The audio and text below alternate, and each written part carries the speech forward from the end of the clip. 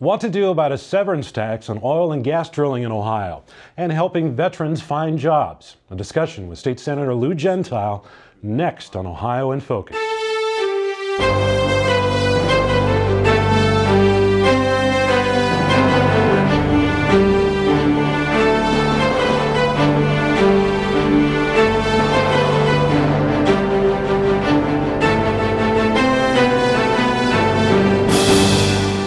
Hello, I'm Mike Rao. Welcome to Ohio in Focus, the program that brings state government to you.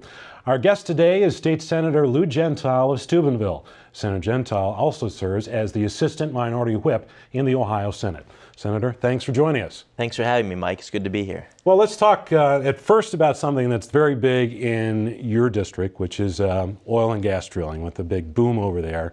And an issue related to that's being discussed in the legislature a lot is a severance tax. There's a discussion about raising the severance tax. We know what it should be spent on. What's your view? Well, first of all, this is a monumental issue in eastern and southeastern Ohio. The 9 counties I represent, out of those counties, several of them are doing a majority of the oil and gas production in the state of Ohio. That's very significant. A lot of economic development coming to the region in different parts. Still, I think, a ways to go. But this new proposal in the House would essentially increase severance tax on oil and gas drilling, and it would generate what the industry now has said, nearly $2 billion. Those estimates haven't been confirmed at this point by any other entity, but that's what they're estimating.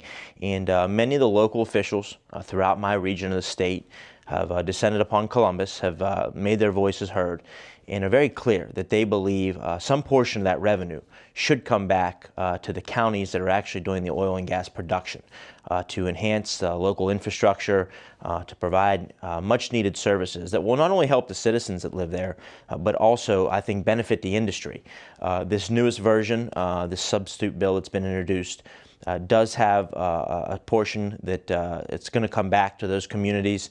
I'm still examining, what's in the House right now before I make any definitive statements. It is a step in the right direction, but ultimately, I think it's critical that if there's any new revenue to come from this tax, that we receive our fair share in eastern and southeastern Ohio. So I'm certainly following that with great interest while it's in the House.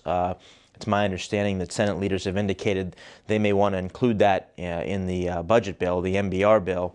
I'm not so sure that that's the best approach at this point. I think this issue is so significant, it should stand on its own, and we should be able to hear from all the interested parties. But I do want to credit the work that the local leaders are doing, because they are coming to Columbus. They're giving their perspective on the challenges that they're facing with building local water and sewer, with maintaining the roadways. And I think certainly some of that revenue could be used for strategic investments around workforce development, perhaps new technology to move us away from the current wastewater treatment process that we have. And while I don't oppose the dollars going towards the regulatory program, I do have a lot of hesitation about the need for additional income tax cut, especially using a targeted revenue source such as this to provide income tax cuts to people who don't live in the affected areas. That's an issue of great concern to me and frankly, many of my constituents. So initially, when the severance tax was proposed, it seemed like it was pretty much all geared toward, as you mentioned, lowering the state income tax. But now with this proposal of more to the area of the state where the oil and gas is being proposed, perhaps some funding for orphan well program and stuff like that, it's moving in the right direction and kind of away from just strictly the income tax reduction. It seems to be moving in a little better direction. I credit the efforts of the local leaders throughout my district, not only elected officials, but economic development professionals who understand that some of this revenue could be used to help grow the industry and improve the economic climate. Some of the investments around workforce and infrastructure, I think, will benefit the industry's interest long term. So I think there's a nexus there, a relationship there, but we're making some progress. I still want to take some time before we conclude the work in the Senate to talk to my constituents, have a lengthy dialogue with them about what they think about this proposal. And do they think what is being offered as the House bill currently stands, do they think that if that's fair? Is that something they think is what I would refer to as a fair share? So let's move along to some other issues here in the legislature. Next one is Senate Bill 13, which is something you've sponsored on the veterans, trying to help them find work in this state. Explain to me how that would work. Well, first of all, I've been pursuing this for over a year now. This legislation would enhance academic services for veterans. It also recognizes that veterans are coming in with a certain number of skills and skill sets that they bring, and training and work experience, and in some cases even academic experience and background. We want that to be able to translate into academic credit at higher ed institutions of higher education, both 2- and 4-year public institutions. A lot of universities are doing that today. Governor Kasich, similar to what we had put out, has modeled an executive order around this issue, encouraging the Board of Regents to make sure this is going on at our institutions of higher education. But we think by putting this into law, by codifying this, and there are other components to this that would make our institutions more veteran-friendly and enhance the services provided to veterans. But we think this would elevate the issue. It would demonstrate that Ohio really believes in having the most veteran-friendly higher education institutions possible. And that is the idea behind this bill. There's no mandate in it. It's something that I think the 2- and 4-year schools will be able to adopt with relative ease. And in some cases, they can say, we're already doing this. We're ahead of what the General Assembly is telling us to do here. So I've enlisted a veteran, Republican lawmaker, Senator LaRose, a colleague of mine from the Akron area, who's expressed his support and willingness to join as a joint co-sponsor or joint sponsor. So we would have a bipartisan package that even Governor Kasich has adopted at the executive level, and I think it's something that Ohio should embrace and move forward on.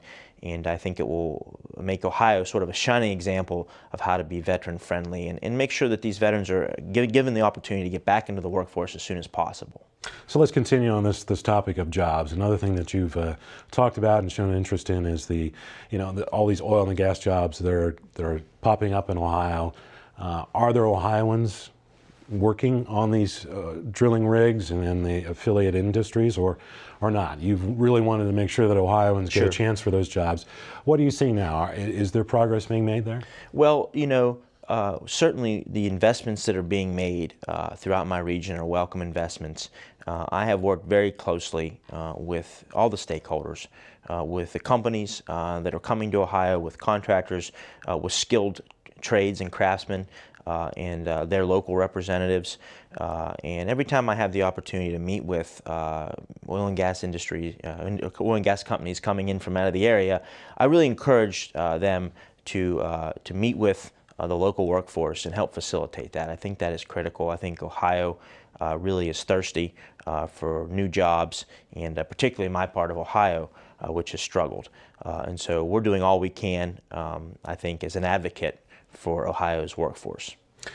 In your part of the state, obviously, more of a historical sort of perspective on jobs has been like the steel industry and manufacturing. Yes. Has really been big in your area. But there's also in recent decades, it's not been an easy time. Where do you see things now, and where could they go in the future? Well, certainly it's no secret that we've struggled when it comes to the steel industry in my region of the state. The recent announcement of Ormet laying off nearly 1,000 workers. Unfortunately, the Public Utilities Commission of Ohio did not grant their request, which would have been to lower the prices back to market prices. And we've been at Yorkville at the RG Steel facility idle for over a year now. Representative Jack Serra and I have written the CEO of RG Steel, or S-Mark Steel, which is the company that has recently purchased the former RG Steel, to indicate to him that we had worked with him early on to make sure the remediation efforts got underway. We played a pivotal role in that, and we believe that if he isn't going to restart that facility, that he very quickly and expeditiously look for other suitors that might be willing to restart that steel plant. So certainly I've made my case to Governor Kasich on the Ormet issue, and to the PUCO, expressed my displeasure.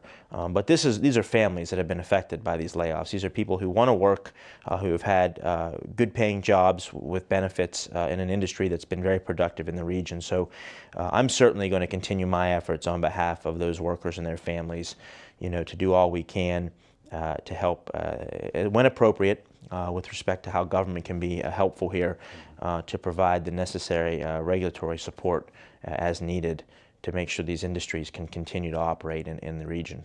All right. Senator Gentile, thanks for stopping by. Thanks for having me. Appreciate it. Well, you can follow the latest news on Senator Gentile and the entire Ohio Senate Democratic Caucus on Facebook, Twitter, and at ohiosenate.gov. Thanks for watching Ohio in Focus.